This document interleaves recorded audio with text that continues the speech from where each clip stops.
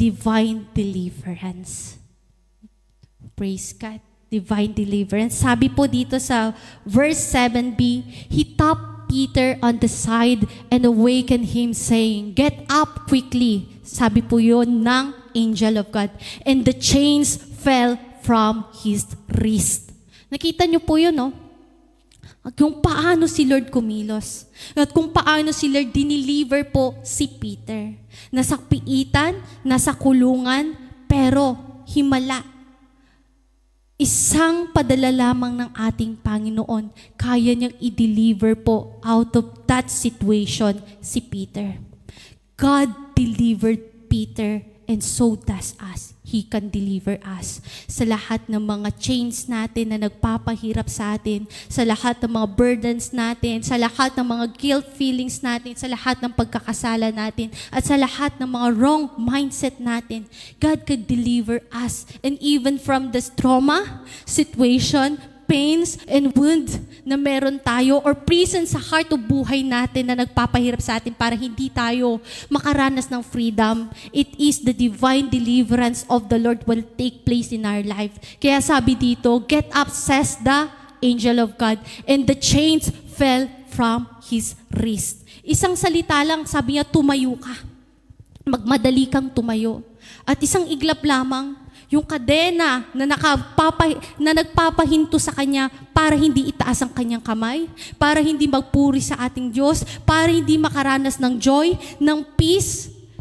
Isang word lang, get up, tumayo ka. And ganun din po sa atin, para ma-deliver po tayo, kailangan nating tumayo at iwan po yung mga bagay na hindi nakakatulong sa atin. Mga bagay na kailangan nating iwan. Nang sa ganun po, maranasan natin yung freedom and deliverance that comes from our God. And yun yung ginagawa ng ating Panginoon. He is delivering us. And sometimes God is using people para ma-deliver din po tayo. And sometimes God is using His Word to cleanse us and deliver us from all situations. Pero kailangan lang natin ay sumunod.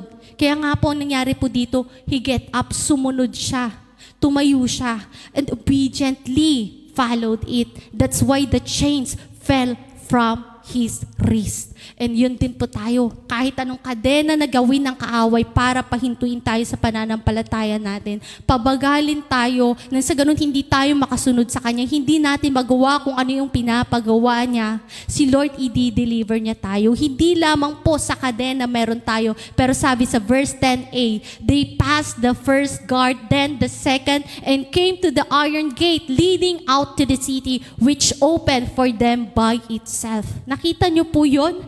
Kung paano si Lord ng miracles, kung paano si Lord kumilos, kung paano si Lord na kahit anong mangyari, walang makakapigil kapag si Lord ang kumilos sa buhay natin. Na kahit gaano kalaking mga gate pa yan, kayang buksan yan. Kaya tayong tumagos dyan, kaya tayong palabasin dyan, kasi si Lord po ang nag-o-open na mga gates. Na kahit anong closed doors na dumadaan sa atin, closed doors para hindi natin maranasan yung mga breakthrough blessings natin, when God open it, nothing can shut it. Amen po ba? Kaya nga po, it is the God, our very God, who is working in our midst. It is God who is delivering us from that predicament that we are in. If we allow God to deliver us, if we allow God to come upon us and help us from our situation, He could alter it and He could help us in that situations. That's why when God enters the room, in this place, in our life, in our heart, everything will change. Yung chains na nagpaano sa atin, babind sa atin, will be broken.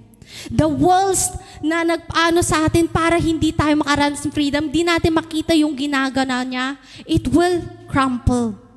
And when God enters that, even the prisons na kung saan kinukulong tayo para hindi natin maranasan freedom, it will lose free, it will open. And even our eyes na hindi nakikita yung ginagawa ng ating Panginoon. Kasi para makita natin ang angel of God, our eyes should be open for the divinity of our Lord. Amen po ba? Kaya nga po, when God enters our life, lahat po yan magbabago. Lahat po yun, makikita natin, kakaiba.